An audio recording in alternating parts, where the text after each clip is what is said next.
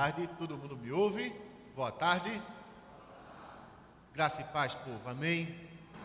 Amém.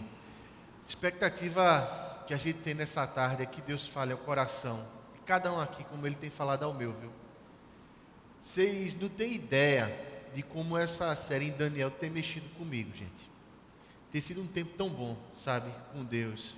Isso e tantas outras coisas que têm acontecido na vida da gente, aqui na igreja, que tem feito Deus mexer tanto com o coração da gente, com a vida da gente. Vamos orar? Vamos pedir a Deus para continuar falando a gente. Deus já tem falado tanto com a gente através do louvor, através das orações. Vamos pedir a Deus para continuar falando com a gente.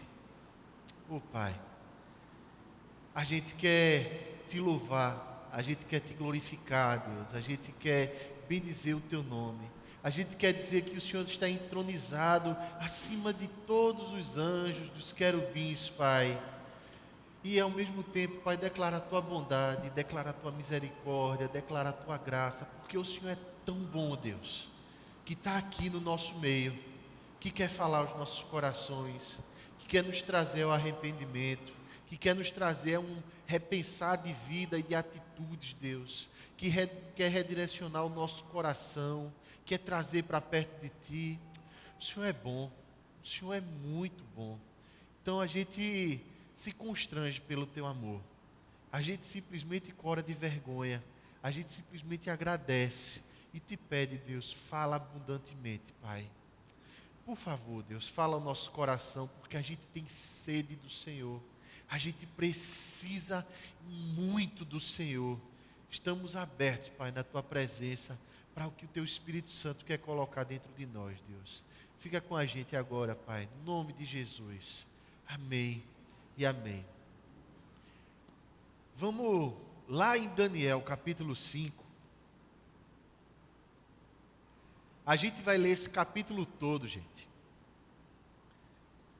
Ele não é um capítulo tão extenso e, ao mesmo tempo, para a gente poder compreender esses desdobramentos, as implicações, é importante que a gente leia esse capítulo todo.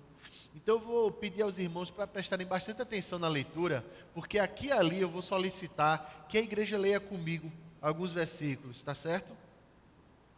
O rei Belsazar deu um grande banquete a 1000 dos seus grandes e bebeu vinho na presença dos 1000.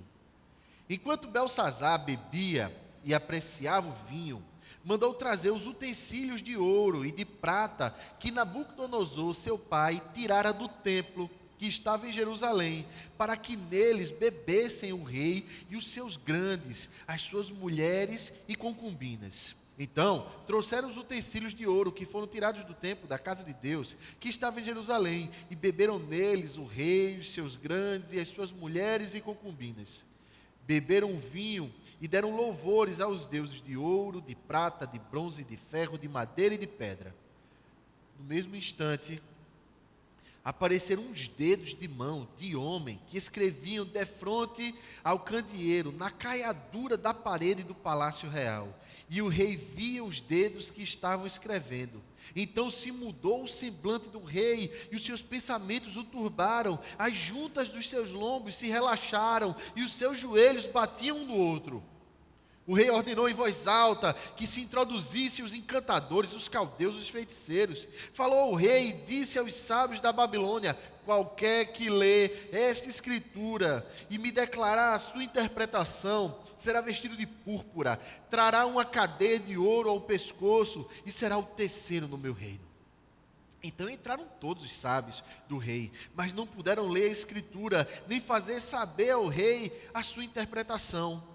Com isso se perturbou muito o rei Belsazar, e mudou-se-lhe o semblante, e os seus grandes estavam sobressaltados. A rainha mãe, por causa do que havia acontecido ao rei e aos seus grandes, entrou na casa do banquete e disse: ó rei, vive eternamente. Não te turbe os teus pensamentos, nem se mude o teu semblante. Há no teu reino um homem que tem o espírito dos deuses santos. Nos dias de teu pai se achou nele luz e inteligência e sabedoria, como a sabedoria dos deuses. Teu pai, o rei Nabucodonosor, sim, teu pai, ó rei, o constituiu chefe dos magos, dos encantadores, dos caldeus e dos feiticeiros. Leia comigo, por favor, versículo 12. Porquanto espírito excelente, conhecimento e inteligência, interpretação de sonhos, declaração de enigmas e solução de casos difíceis se acharam neste Daniel, a quem o rei pusera o nome de Beltesazar. Chame-se, pois, a Daniel, e ele dará a interpretação. Então Daniel foi introduzido à presença do rei. Falou o rei e disse a Daniel: és tu aquele Daniel dos cativos de Judá, que o rei, meu pai, trouxe de Judá? Tenho ouvido dizer a teu respeito que o Espírito dos deuses está em ti, e que em ti se acha luz, inteligência e excelente sabedoria. Acabam de ser introduzidos à minha presença os sábios e os encantadores para lerem essa escritura e me fazerem saber a sua interpretação, mas não puderam dar a interpretação destas palavras. Eu, porém, tenho ouvido dizer de ti que podes dar interpretação e solucionar casos difíceis. Agora, se puderes ler esta escritura e fazer-me saber a sua interpretação, serás vestido de púrpura e terás cadeia de ouro ao pescoço e serás o terceiro no meu reino. Por favor, leia comigo esse versículo 17. Então respondeu Daniel e disse na presença do rei: os teus presentes fiquem contigo, e dá os teus prêmios a outrem. Todavia, lerei ao rei a escritura e lhe farei saber a interpretação.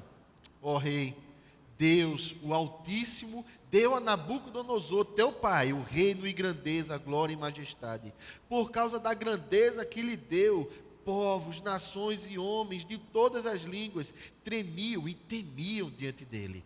Matava quem queria e a quem queria deixava com vida. A quem queria exaltava e a quem queria abatia. Quando, porém, o seu coração se elevou e o seu espírito se tornou soberbo e arrogante, foi derribado do seu trono real e passou dele a sua glória. Foi expulso dentre os filhos dos homens, o seu coração foi feito semelhante ao dos animais e a sua morada foi com os jumentos monteses. Deram-lhe a comer erva como aos bois, e do orvalho do céu foi molhado o seu corpo, até que conheceu que Deus, o Altíssimo, tem domínio sobre o reino dos homens, e a quem quer constitui sobre ele. Leia comigo, por favor, versículo 22. Tu, Beltesazar, que és filho, não humilhaste o teu coração, ainda que sabias de tudo isto. Te levantaste contra o Senhor do céu, pois foram trazidos os utensílios da casa dele perante ti, e tu e os teus grandes, e as tuas mulheres, e as tuas concubinas, bebeste vinho neles. Além disso, deste louvores aos deuses de prata, de ouro, de bronze, de ferro, e de madeira, e de pedra, que não veem, não ouvem, nem sabem, mas a Deus em cuja mão está a tua vida, e todos os teus caminhos, a ele não glorificaste. Então da parte dele foi enviada aquela mão e traçou esta escritura. Por favor, leia comigo até o versículo 28. Esta, pois, é a escritura que se traçou. Mene, Mene, Tekel, Parsim. Esta é a interpretação daquilo. Mene, contou Deus o teu reino e deu cabo dele. Tekel, pesado foste na balança e achado em falta. Pérez, dividido foi o teu reino e dado aos medos e aos persas. Então mandou Beltesazar que vestisse a Daniel de púrpura e lhe pusessem cadeia de ouro ao pescoço e proclamassem que passaria a ser o terceiro no governo do seu reino. Naquela mesma noite, foi morto Beltesazar, rei dos caldeus, e Dário, o Medo, com cerca de 62 anos, se apoderou do reino. A gente está diante da figura de um rei chamado Beltesazar. Beltesazar, ele precisava afirmar o seu reinado. Pelo menos no entendimento dele, ele precisava fazer isso. Então, ele faz um banquete. para 1.000 pessoas, 1.000 dos seus grandes, para que ele, nesse banquete, pudesse dar contas a todos os presentes, e assim essa notícia reverberar por toda a Babilônia, de que o sucessor de Nabucodonosor se encontrava à altura de sucedê-lo e de tocar a Babilônia com toda a tranquilidade, pujança, opulência, naquele mesmo estilo que Nabucodonosor assim o fez por mais de 40 anos. Belsazar tinha a expectativa de se igualar a Nabucodonosor no seu reinado. Ele tinha a ambição e a vontade de se afirmar enquanto imperador e que o reino dele durasse muito tempo. E aí ele, nessa ânsia, nessa vontade, nessa ambição, ele vai se afirmar através da sua vaidade. E ele permite que o ego dele se infle, seja engrandecido.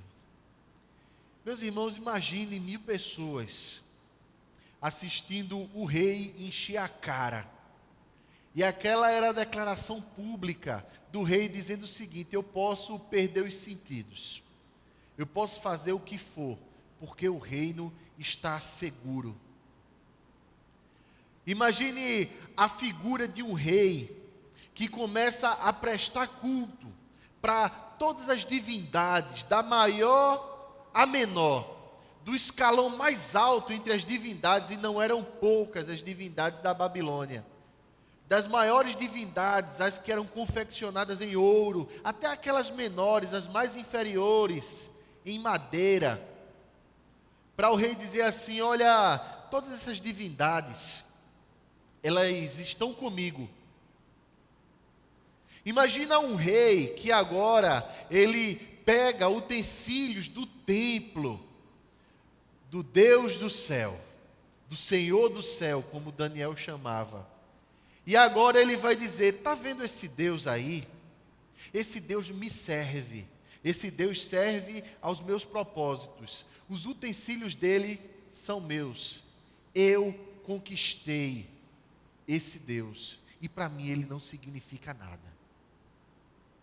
Ao mesmo tempo, ele faz isso na presença de 1.000 dos seus grandes. Era gente de muita influência. Ele estava fazendo uma composição política, um projeto de governo muito sólido do ponto de vista humano. Ele estava querendo se mostrar pleno. Ele estava querendo se mostrar completo. Ele estava querendo se mostrar poderoso. Ele estava querendo se mostrar autossuficiente para todos os presentes. E antes que a gente se apresse em reprová-lo, talvez a gente deva fazer uma incursão profunda ao nosso próprio coração, nos nossos próprios dias. A gente vive num século em que essa atitude de Belsazar, ela é bem vista pela sociedade dos nossos dias. Talvez a gente olhe para Belsazar e diga assim: que tolo. Mas, meus irmãos, se pensarmos direitinho, se a gente for bem franco com a gente mesmo, a gente talvez vai chegar à conclusão que a gente está tão absorvido numa atmosfera em que o nosso ego deve ser inflado e abastecido dia após dia, que a gente talvez vai começar a olhar para Belsazar e vai se identificar talvez com ele, porque a gente espera que os outros aprovem a gente. A gente espera que as pessoas, de certa forma, aplaudam a gente. A gente quer estar do lado dos vitoriosos. Quem não ficou feliz com a medalha de ouro do Brasil? Não é? A gente gosta de ser vitorioso. A gente gosta de ganhar. A gente tem a ambição de dizer e de se orgulhar das conquistas. A gente quer se afirmar o tempo todo. E a gente não mede esforços para que isso aconteça. Porque a nossa sociedade hoje, ela idolatra os vitoriosos. Ela conta a história dos vitoriosos. Quanta gente não foi assistir o jogo ontem do Brasil contra a Alemanha, por exemplo, dizendo assim: hoje é o dia da vingança. Tomara que seja 7-1. Para eles terem o gostinho. A gente está sempre tentando se afirmar. E a gente utiliza-se das coisas mais elevadas, as menos elevadas, para que isso aconteça. Às vezes é o emprego que traz essa sensação de autoafirmação, a aparência, a estética.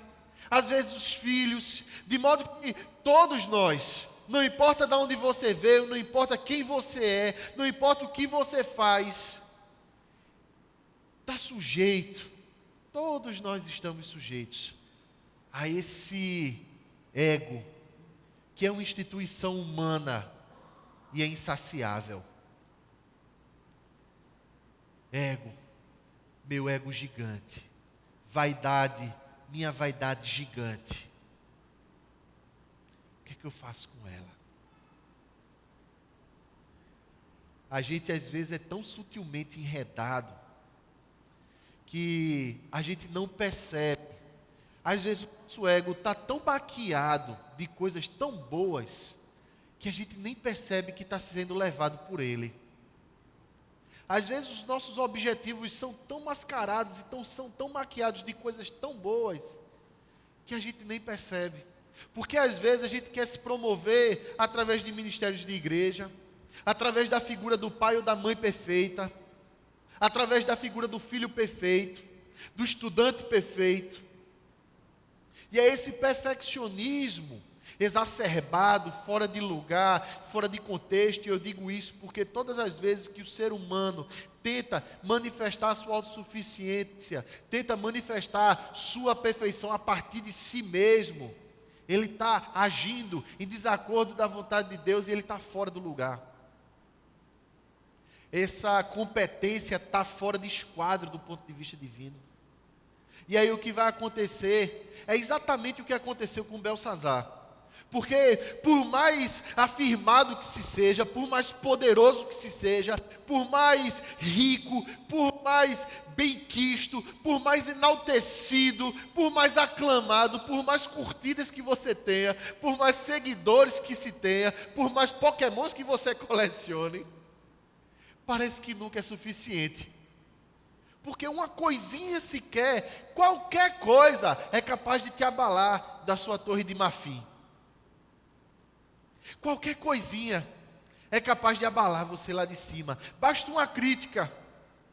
Eu já vi tanta gente por aí, vai para palestras motivacionais, a empresa promove, aí manda o funcionário para lá, aí chamam lá um palestrante, motivador internacional, fez um livro de autoajuda, está vendendo que só, aí a pessoa lê esse livro, aí ela diz: agora vai, vou vencer a crise, porque no tempo da crise tem gente que chora e tem gente que vende lenço, eu sou que vende lenço, e aí eu vou fazer a coisa acontecer, e não sei o quê, e aí você se sente o cara, aí você corre atrás, quando acontece uma primeira coisinha, aí você vai lá embaixo,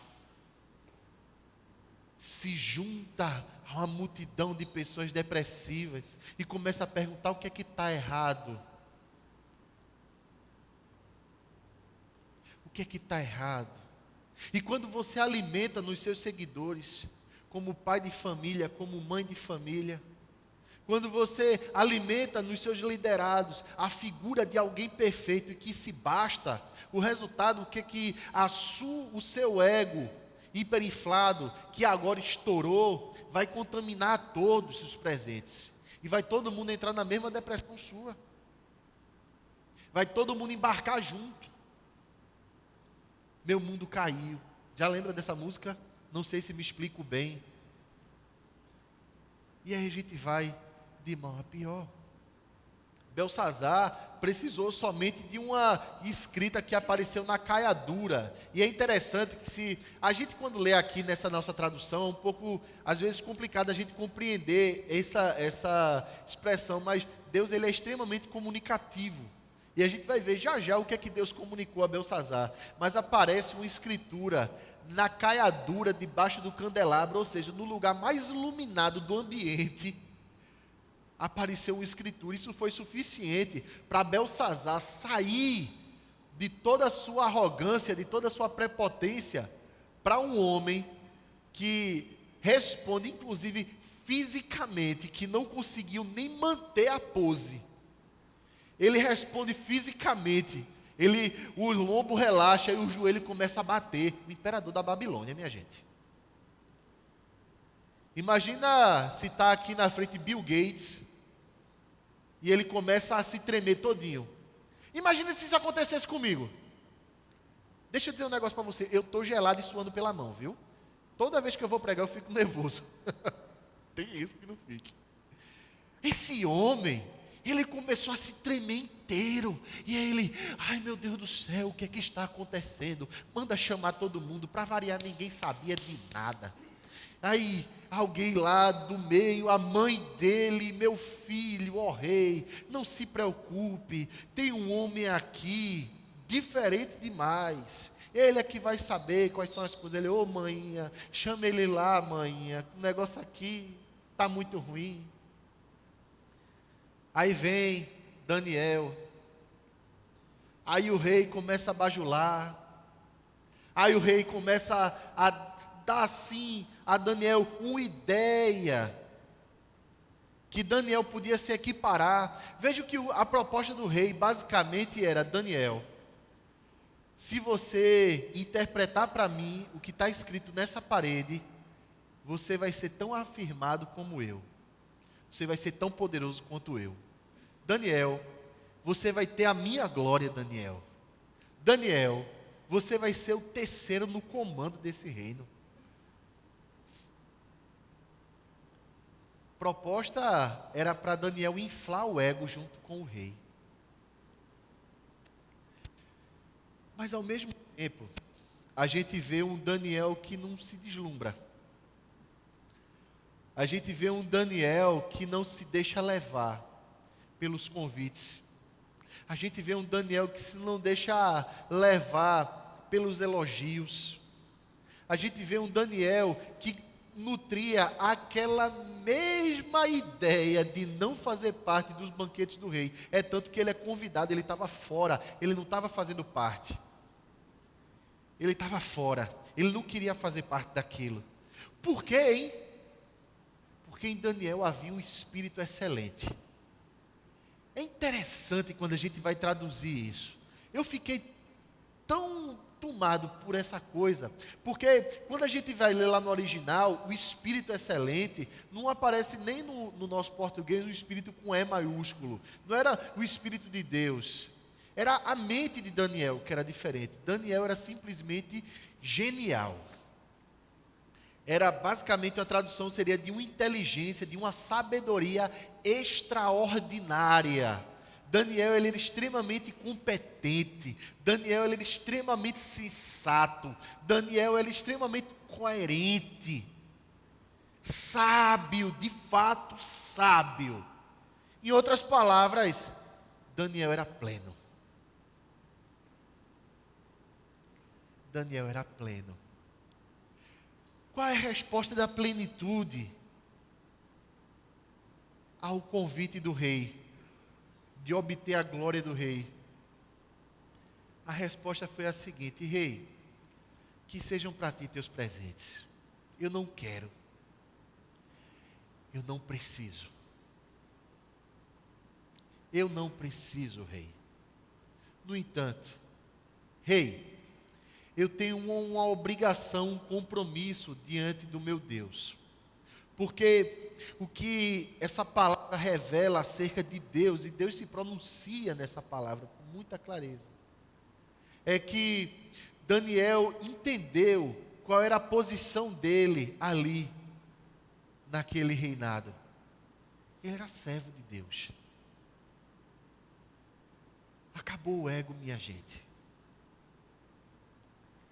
Vocês entendam que quem diz que Daniel tinha um espírito excelente foi a mãe do rei. Ela diz assim: ó, esse homem, ele é diferente demais. E por que ela diz isso? Porque ela reconhece que Deus agia em Daniel. Deus agia através de Daniel. Deus falava através de Daniel. Então toda a excelência da mente, toda a sabedoria de Daniel, foi uma construção divina, meus irmãos. Aqui a gente vê uma contraposição perfeita, um contraste perfeito entre um homem, Beltsazar, que tenta se afirmar, que tenta se dizer grande, que tenta se dizer forte, a partir de todos os componentes externos que o mundo pode oferecer, e um homem que é de fato forte, apesar de ser servo, que de fato cumpre a sua função, por mais dura que possa parecer, e se vê como servo. E Daniel de fato era forte, porque a força de Daniel, a sabedoria de Daniel era uma decorrência daquilo que Deus havia operado dentro do coração de Daniel. O que interessa então não são as exterioridades que alimentam o ego, são as interioridades que diminuem o ego e que fazem Deus se revelar, ou revelam Deus, melhor dizendo, na vida dos seus servos. E o que estava escrito naquela parede era uma sentença muito dura, era uma sentença para Beltsazar, e a sentença dizia basicamente o seguinte. Na interpretação de Daniel, ele explica, e ele faz uma introdução dizendo: Beltsazar, olha, Deus ele colocou Nabucodonosor, o seu pai, sim, o seu pai no trono, Beltsazar. E o seu pai, ele em algum momento, Beltsazar, ficou tão arrogante, viu? Olha, Beltsazar, o coração do seu pai ficou prepotente. Olha, Beltsazar, o coração do seu pai ficou tão soberbo, ele se achou tanto, ele pensou tanto sobre si mesmo, que ele era forte, que ele era poderoso, que ele sabia das coisas, que ele podia se afirmar. Ele deixou tanto que o ego dele crescesse, que Deus promoveu nele, na vida dele, um tempo de humilhação. Só que ao cabo desse tempo, Beltsazar, Nabucodonosor entendeu que ele não tinha razão nenhuma para se orgulhar, porque o domínio pertencia ao Senhor do céu.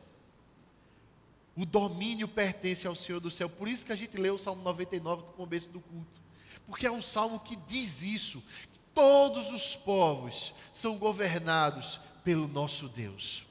Todos os povos de toda a terra. E olhe, meus irmãos, preste atenção, porque a sentença, o julgamento, o juízo divino que vem a seguir para Beltsazar era muito semelhante ao juízo divino que veio para os reis de Judá e de Israel em tempos passados. Era o mesmo. Se arrependa dos seus pecados, porque senão você vai sofrer a justiça, o juízo divino. Só que Beltsazar não quis saber. Diferente de Nabucodonosor, Beltsazar preferiu continuar. E ele chegou ao ponto de dizer que o Deus dos céus era que iria servi-lo. Ele chegou ao ponto de dizer que o Deus dos céus é que deveria servir a toda a sua corte. Ele distribui os utensílios. Esse gesto simbólico era muito forte. Era uma profanação sem igual, meus irmãos, de dizer que, olha, esse Deus aí, ele é que vai servir a meus propósitos. E antes que a gente fique boquiaberto, antes que a gente leve a mão à boca e diga sacrilégio, é fundamental e importante dizer que eu e você estamos sujeitos a isso.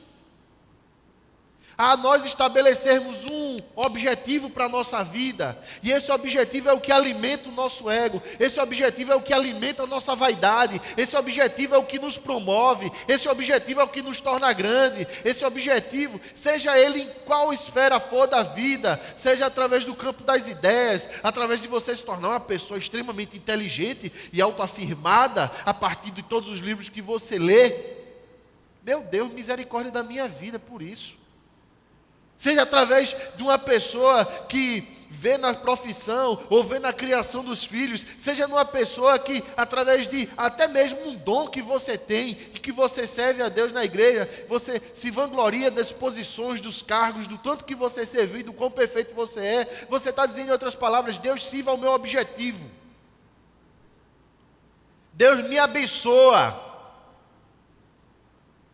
Às vezes a gente faz isso nas nossas orações, e as nossas orações são extremamente impositivas. E existe uma teologia maldita hoje em dia que diz assim: receba, determine, como se Deus tivesse a obrigação de abençoar aos nossos objetivos, como se nós quiséssemos furtar, roubar, usurpar a soberania divina. Meus irmãos, isso é muito sério. Misericórdia, meus irmãos. O que é que faz da gente o que a gente é? Se for o nosso ego, pode ter certeza, a gente se torna gente frágil. A gente cai, sem nem saber que está caindo. Agora, se for a presença divina, meu irmão, você vive tão seguro, é uma implicação, é uma decorrência. Então Daniel, ele fala a sentença. E essa sentença poderia conspirar contra o próprio Daniel. Porque se o rei, ele não se agradasse da sentença, Daniel mais uma vez ia para a cabeça, ia ter uma espada sobre a cabeça. Pior do que isso, essa sentença divina determinava que o rei seria destituído da sua posição.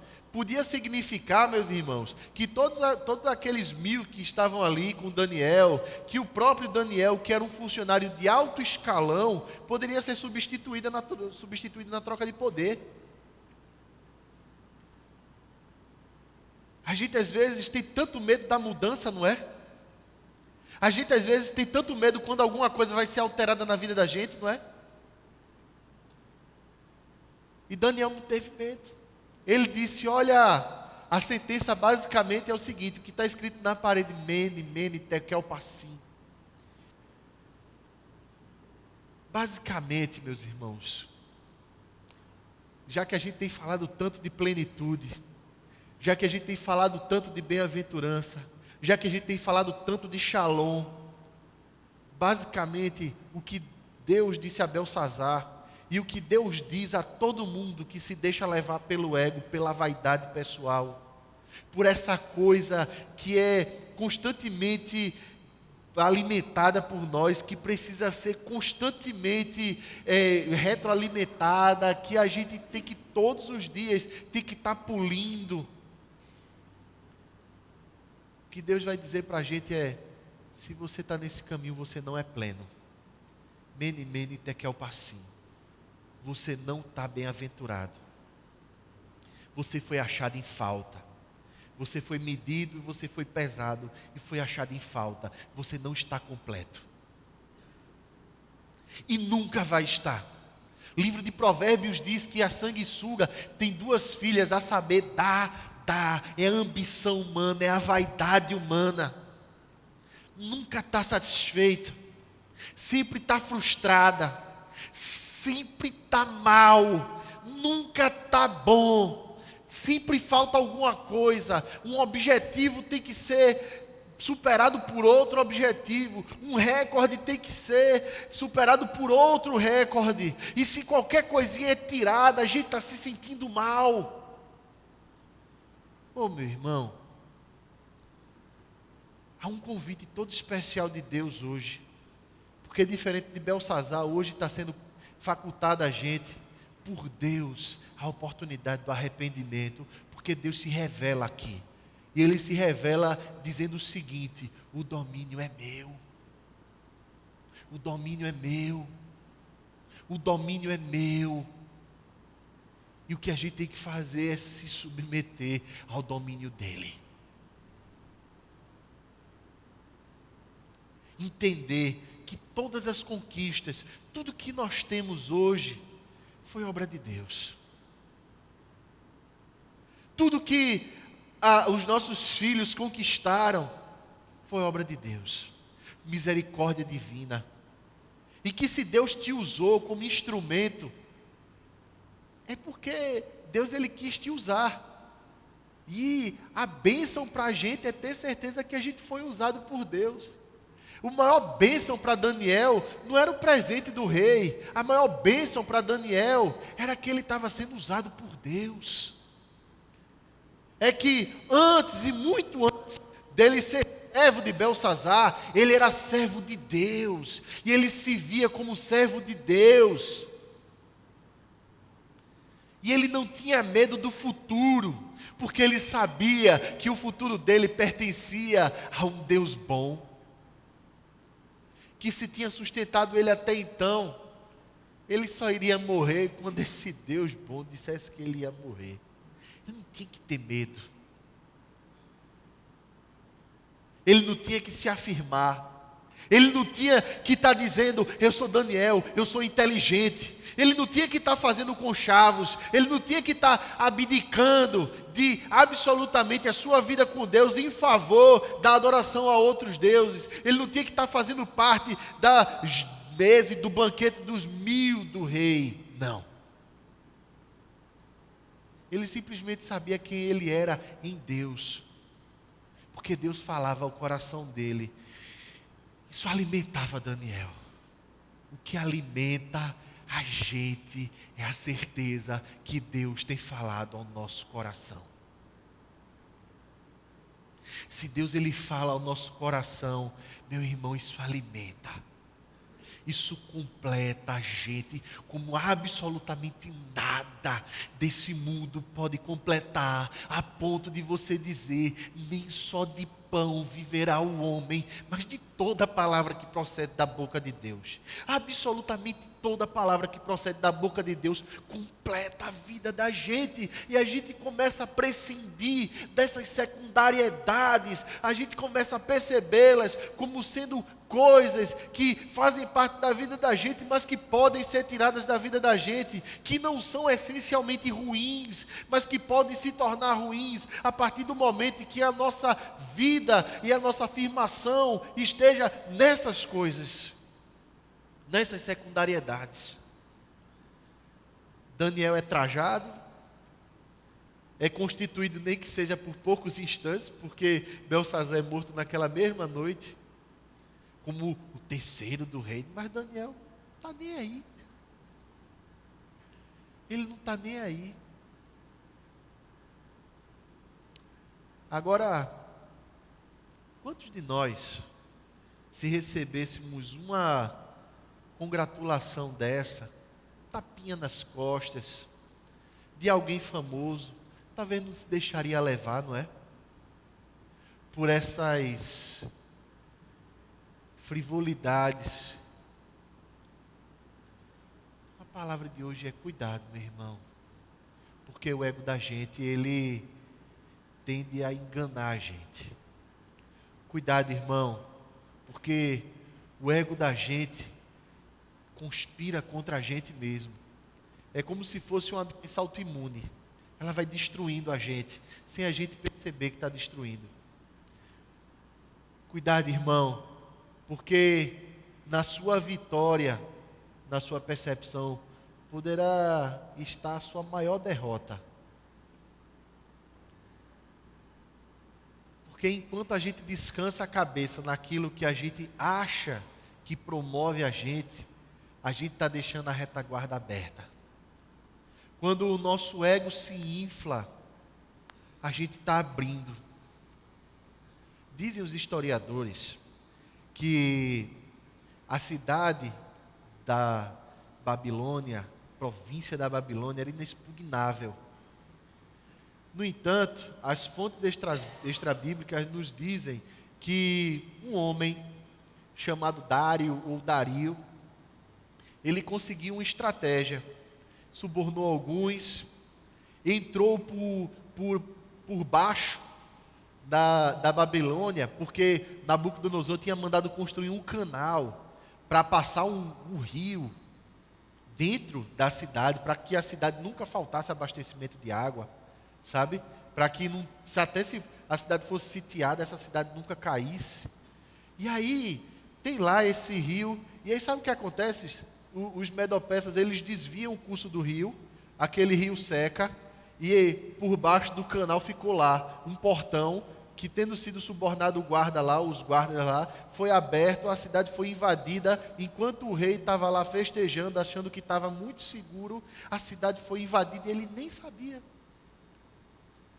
Enquanto a gente pensa, meus irmãos, que o nosso ego está protegendo a gente, porque você se afirmou e a sua esposa se calou, porque você deu um grito, bateu na mesa e seus filhos se calaram, porque de repente você achou que a sua posição econômica é inabalável, porque de repente você achou que a sua língua ia lhe proteger, porque de repente você achou que a sua família ia lhe guarnecer de absolutamente tudo, porque a sua despensa está cheia.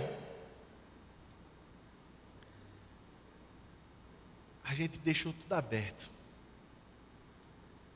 Não existe absolutamente nada que o ego humano faça para se tornar completo e perfeito.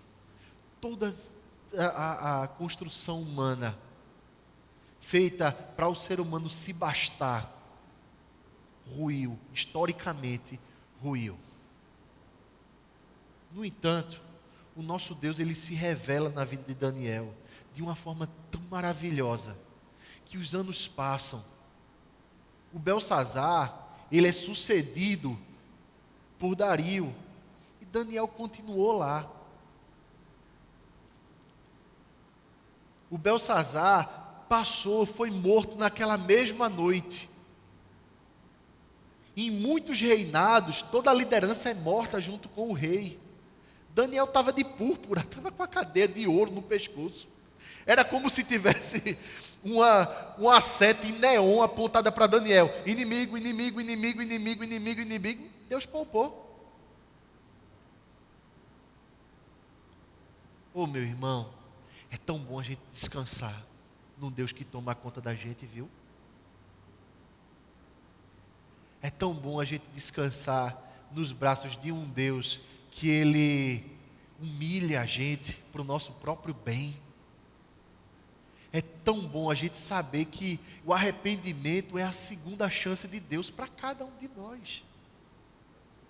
Cada um de nós aqui, que se reúne aqui, nessa tardezinha quase noite, tem chance de se arrepender hoje das vaidades do coração, do empedramento. Cada um de nós hoje, meu irmão, tem a oportunidade de, diante de Deus, rever os seus caminhos, rever a vida inteira e dizer assim: meu Deus, onde é que eu estou? O que é que eu estou fazendo? Então não endureça o seu coração não, meu irmão. Não se permita empedrar não. Peça a Deus para esquadrinhar sua vida, sua mente, sua alma, tudo que você tem aí, para ver se tem vaidade, porque ela deve ser extirpada. Peça assim: Deus, me humilha, me torna pobre de espírito, Deus, para que eu seja bem-aventurado, para que eu seja pleno. Me ensina a viver, Deus, porque eu não sei. Me ensina a viver, Deus, porque tem tanta vaidade dentro de mim que eu desaprendi, que hoje eu vivo pela aceitação dos outros. Eu vivo fazendo coisas ocas e desnecessárias, esperando que alguém me aceite, que alguém olhe para mim, que alguém me dê um tapinha nas costas, que algum grupinho me aceite. Eu vivo me submetendo a todo tipo de humilhação, para que alguém me aceite. Eu faço conchavos. Eu calo a boca quando eu devia falar, e eu falo quando eu devia falar, só para ser aceito.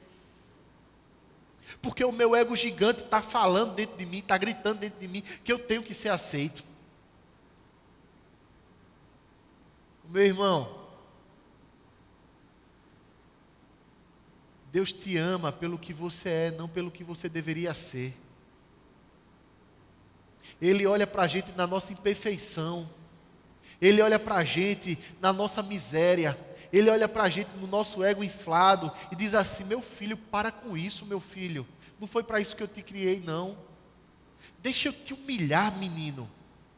Larga isso, menina. Deixa eu te quebrar inteiro. Deixa eu destruir teu coração e fazer ele de novo.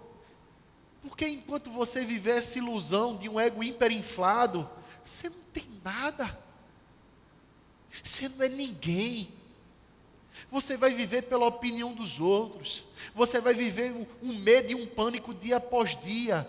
Deixa eu te mostrar que eu domino. Aí quando você vê esse Deus que domina, você diz assim: santo, santo, santo é o nosso Deus que domina. Aí você diz assim: Deus domina sobre a minha vida, Deus. Reina sobre o meu coração, Deus. Reina sobre a minha casa, Deus.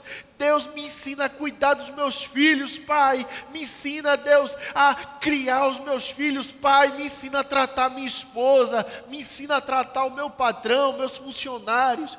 Pai, me ensina, Deus, a conversar com os meus vizinhos. Deus, me ensina. Esse é o domínio de Deus exercido sobre a sua vida. É quando você se submete a todo ensinamento de Deus e você se torna canal de Deus. E aí quando você se torna canal de Deus, você diz: eu estou pleno, eu estou limpo, eu estou justo, eu estou santo na presença de Deus, eu estou completo, não falta nada para mim. Não falta nada.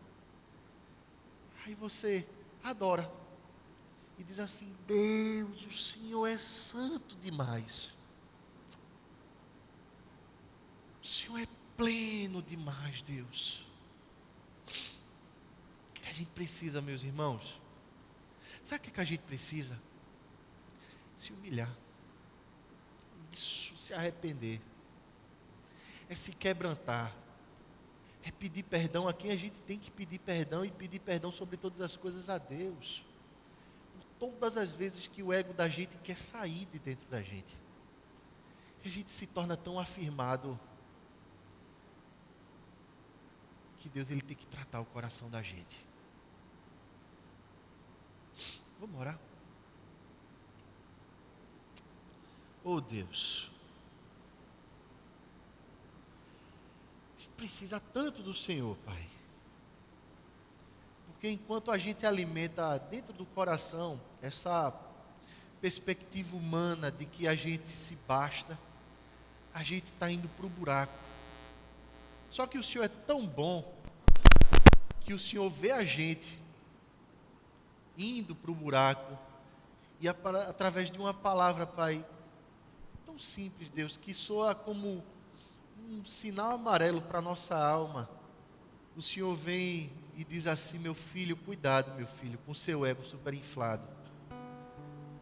Cuidado, meu filho, porque eu vou estourar essa bolha e eu quero tratar o teu coração, meu filho.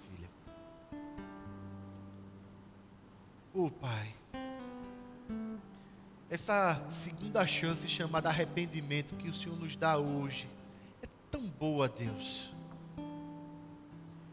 porque ela promove na gente uma mudança tão estrutural, tão essencial, Deus. Ela promove um repensar de caminhos e uma libertação tão grande, que agora a gente é capaz de ver o que é prioridade para a vida da gente, que é te glorificar, que é te bendizer. E ao mesmo tempo a gente se sente tão completo que a gente não tem que dar provas para ninguém. E ao mesmo tempo a gente não está cínico, a gente não está empedrado, a gente não está vaidoso. A gente só quer o Senhor. A gente te quer tanto, Pai, porque a gente vê no Senhor a oportunidade de ser transformado, de ser mudado de verdade, Deus. Deus, a gente precisa que o Senhor mude a vida da gente, o coração da gente. A gente precisa, Pai, que o Senhor traga essa reconciliação contigo, Deus, e com tantos quantos, Pai, a gente tentou se afirmar sobre. Tem misericórdia da vida da gente, Pai. Muda o coração da gente, Senhor, porque a gente precisa de Ti, Deus. No nome do Teu Filho Jesus, através do qual a gente tem acesso a Ti, perdão Teu, a gente te ora. Amém.